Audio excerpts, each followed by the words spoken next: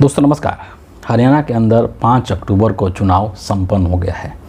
वास्तविक जो नतीजे हैं वो 8 अक्टूबर को आएंगे, लेकिन उसके पहले एग्जिट पोल का जो दौर है वो शुरू हो चुका है। और एक बहुत ही अच्छी खबर ये है इन सब चीज़ों के बीच में कि जो एग्जिट पोल के रुझान जिस तरीके से आ रहे हैं, अलग अलग चैनल्स के द्वारा, अलग अलग जो एजेंसियां हैं जो एग्जिट पोल बनाती हैं, दिखाती हैं, तो वो सभी जो रुझान हैं वो तकरीबन उसी तरीके के हैं जो कि ग्राउंड पर हरियाणा के अंदर देखा गया।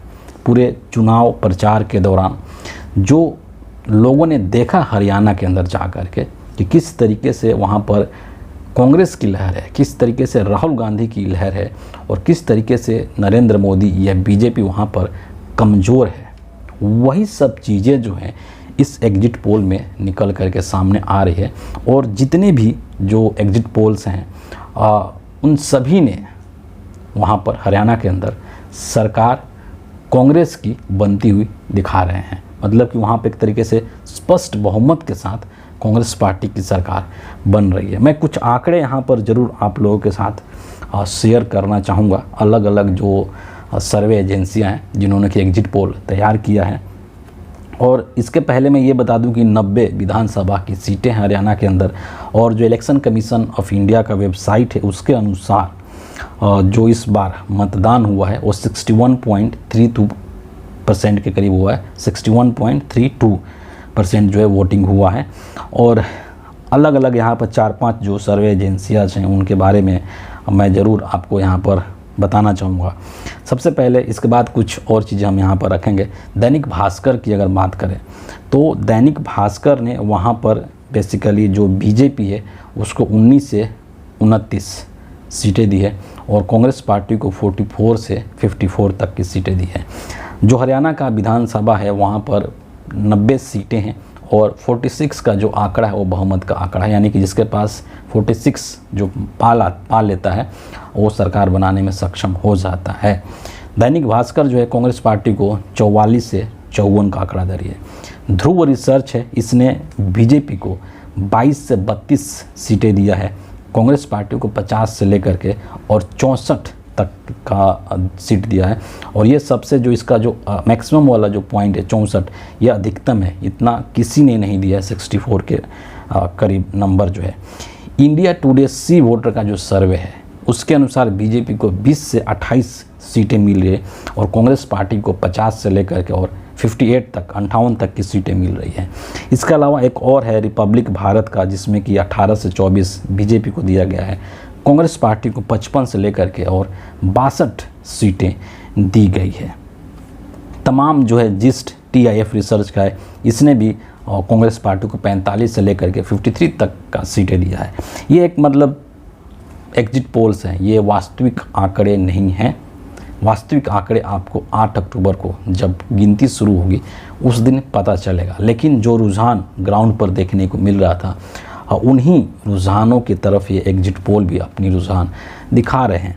और एक और चीज़ मैं यहाँ पर कहना ज़रूरी समझ रहा हूँ, क्योंकि जो भी पत्रकार, जो रिपोर्टर हैं, जो ग्राउंड पर जाकर काम कर रहे थे हरियाणा के अंदर और बहुत करीब से हरियाणा के चुनाव को जो लोग देख रहे थे, स्टडी कर रहे थे, लोगों को समझने की कोशिश कर रहे थे, एक एक विधानसभा क्षेत्र में जाकर के लोगों से बात कर रहे थे, तो जैसे जैसे चुनाव के नज़दीक दिन आ रहे थे वैसे वैसे लोगों का ये कहना था कि हरियाणा में जो बीजेपी है वो और ज़्यादा कमज़ोर होती जा रही है।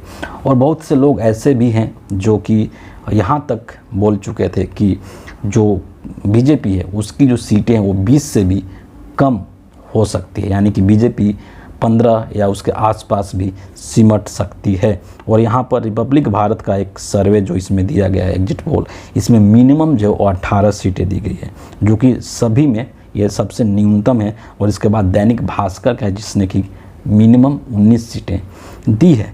तो अगर 15 से कम होता है, 15 के आसपास भी रहता है, तो ये बहुत ही आश्चर्य की बात नहीं होने वाली है, क्योंकि वहाँ पर बीजेपी और तकरीबन हर मोर्चे पर विफल रही है।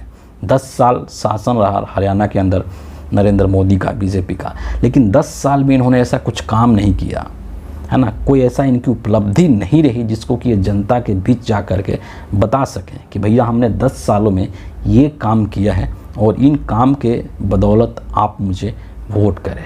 ऐसा कुछ नहीं किया।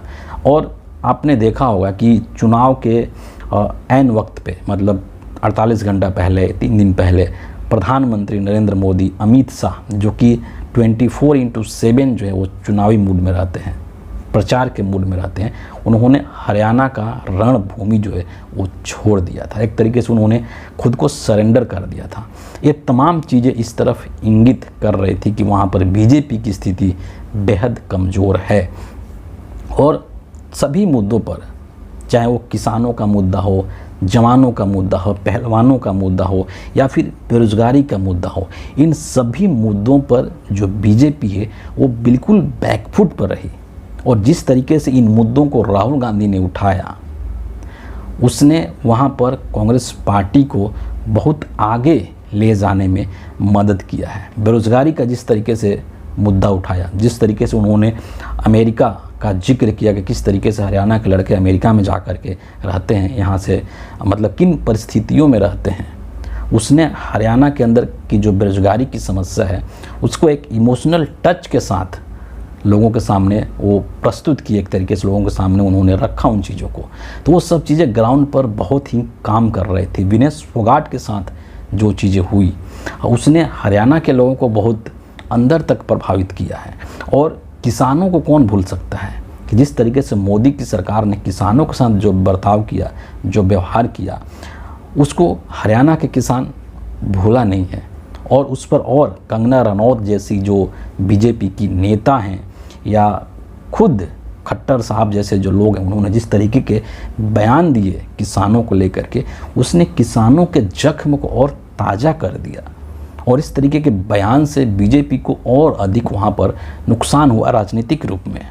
लास्ट मोमेंट में आपको वो घटना याद होगा जब जिस दिन प्रचार का अंतिम समय था और सुबह से लेकर के तकरीबन 1-2 बजे तक अशोक तंवर बीजेपी के लिए काम कर रहे थे, बीजेपी के लिए प्रचार कर रहे थे, और अचानक से 3 बजे के आसपास वो राहुल गांधी के साथ महेंद्रगढ़ में मंच साझा करते हैं। और मंच साझा करने के बाद वो कांग्रेस पार्टी ज्वाइन कर लेते हैं। किसी को कानों कान खबर नहीं था। सो कॉल्ड तथा कथित जो चाणक्य हुए बीजेपी के, वो भी फेल हो गए। नरेंद्र मोदी का जो गुप्तचर एजेंसी है वो भी फ्लॉप हो गया। ऐसा नहीं कि ये सब जो चीज़ें हैं वो एकदम से हो गई, ऐसा नहीं है। उसकी एक पहले से प्लानिंग की गई होगी राहुल गांधी के द्वारा, कांग्रेस पार्टी के द्वारा, और उसको ऐन मौके पर जा कर के उस प्लान को एग्जीक्यूट किया गया। ये सब जो चीज़ें हैं उसने कांग्रेस पार्टी को एक बहुत दूर तक पहुंचा दिया और बीजेपी को बहुत पीछे एक तरीके से राहुल गांधी ने छोड़ दिया। और अशोक तंवर का ऐन मौके पर आना कांग्रेस पार्टी में, वो एक ऐसा मास्टर स्ट्रोक था राहुल गांधी का, जिसने कि एक तीर से कई निशाने कर दिए। उन्होंने बीजेपी के एजेंडा को भी ध्वस्त कर दिया कि कांग्रेस पार्टी में दलितों के लिए कोई रेस्पेक्ट नहीं है। जो एक नैरेटिव पेश करने की कोशिश कर रही थी बीजेपी, उस नैरेटिव को भी राहुल गांधी जी ने ध्वस्त कर दिया, तोड़ दिया था 1 सेकंड के अंदर अंदर। जो कांग्रेस पार्टी के नेता हैं, कुमारी शैलजा हो या हुड्डा साहब हो, उनको भी एक तरीके से मैसेज देने का काम किया था राहुल गांधी ने कि वही होगा जो कांग्रेस हाईकमान उचित समझते हैं। आपके कहने ना कहने से कोई फ़र्क नहीं पड़ने वाला है। क्योंकि आपको ये चीज़ भी मैं याद दिलाना चाहूँगा कि जो अशोक तंवर साहब थे, पहले कांग्रेस के ही मेंबर थे, कांग्रेस पार्टी के ही नेता थे, लेकिन बाद में ये कांग्रेस पार्टी छोड़ दिए थे। और इसके पीछे जो मुख्य वजह था वो हुड्डा साहब के साथ इनकी नाराज़गी था, इनका मतभेद था। लेकिन राहुल गांधी ने ऐन मौके पर इनको ला करके एक तरीके से बोलते हैं ना कि अंतिम ओवर में लास्ट बॉल पर 6 मार देना, उस तरीके से राहुल गांधी ने काम किया था। और राजनीतिक तौर पर इसका जो चुनाव का जब परिणाम होगा 8 अक्टूबर को, तो उसका असर देखने को मिलेगा। क्योंकि ऐसा कहा जा रहा था कि इनके आने से 4, 5, 6 सीटें जो है कांग्रेस पार्टी को और अधिक मिल सकती है। और एक और चीज़ चलते चलते मैं ये कहना चाहूँगा कि ये जो चुनाव है हरियाणा का, एक बहुत ही महत्वपूर्ण चुनाव है। और इस चुनाव में जो कांग्रेस पार्टी जिस तरीके से मजबूत थी, जिस मजबूती के साथ इस चुनाव को लड़ रहे थे, और जिस ऊर्जा के साथ राहुल गांधी इस चुनाव में प्रवेश किए, तो राहुल गांधी का उद्देश्य सिर्फ चुनाव जीतना नहीं था हरियाणा में।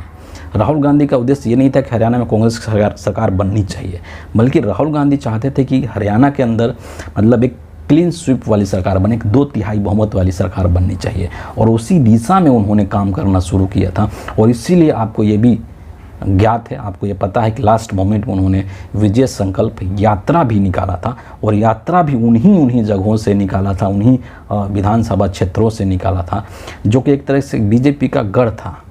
उसमें सेंध लगाने के लिए, वहाँ पर अपनी स्थिति मजबूत करने के लिए राहुल गांधी ने ऐसा किया था। तो शुरू से लेकर के और चुनाव के दिन तक 5 अक्टूबर तक हरियाणा में जो वहाँ ग्राउंड पर, जो सतह पर जो चीज़ें देखने को मिल रही थी, अलग अलग रिपोर्ट्स के माध्यम से जो चीज़ें निकल करके बाहर आ रही थी, और उसमें ये साफ साफ कहा जा रहा था कि वहाँ पर इस बार राहुल गांधी की आंधी है, कांग्रेस पार्टी की आंधी है। और वही चीज़ें यहाँ पर ये जो एग्जिट पोल्स हैं जो कि दिखाए जा रहे हैं अलग अलग एजेंसियों के द्वारा, ये एजेंसियाँ भी उन्हीं चीज़ों की तरफ इशारा कर रही हैं, उन्हीं स्थितियों की तरफ इशारा कर रही हैं। लेकिन फिर भी ये वास्तविक रिजल्ट नहीं है, और वास्तविक रिजल्ट के लिए हमको आपको 8 अक्टूबर तक का इंतज़ार करना पड़ेगा। फिर जा कर के जो पूरा सच है कि किसको कितनी सीटें आती है, किसकी सरकार बनती है और कितने संख्या के साथ बनती है, ये सब चीज़ें हमें 8 अक्टूबर को पता चलेंगे। फिलहाल इस वीडियो के लिए इतना ही है। आप सभी का बहुत बहुत धन्यवाद।